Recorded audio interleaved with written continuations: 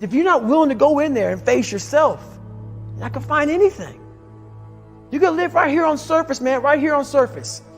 So if there is an ending to this world and there is somewhere to go and there's a judgment, you're gonna get there and you might see a chart. And that chart may tell you who the fuck you should have been. And now you get the rest of your life to think about that. Man, I could have lived a much better life if I just would have just suffered a little bit more. If I just would have went in that and realized I had so much more. But fear and the 40% and living here versus living here, being afraid, stop me. Your biggest enemy, the most important conversation you will ever have in your life is the one you have with yourself. You wake up with it, you walk around with it, you go to bed with it. Eventually, you're going to act on it, whether you're good or bad. You have to.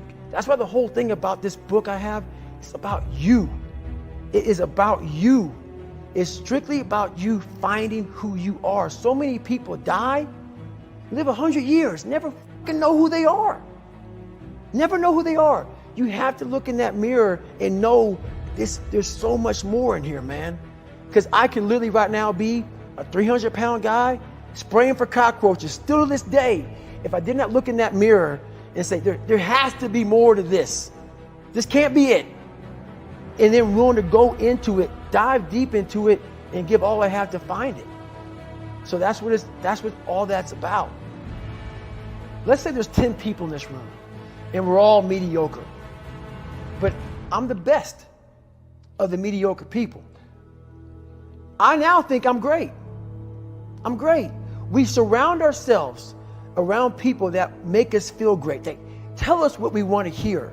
The second we put ourselves amongst the uncommon people, we don't like that feeling, that challenging feeling of that person who's waking up at 3:30 in the morning and say, hey, push your shit on, we're going for a run. We don't like that challenge. We like that person who says, hey, you know, man, I don't feel good today, man. And they say, oh, it's okay, brother.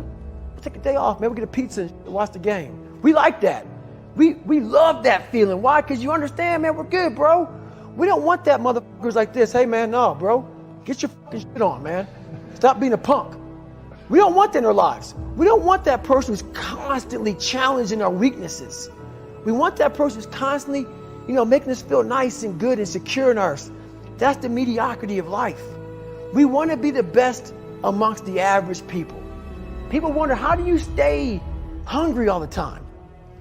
Because after I accomplish something, I don't sit back like a lot of guys who graduate buds, graduate this, graduate that. They get comfortable. They wonder why I'm getting weak, man.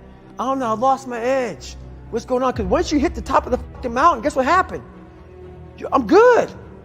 I'm good. So you wonder why you're falling down now.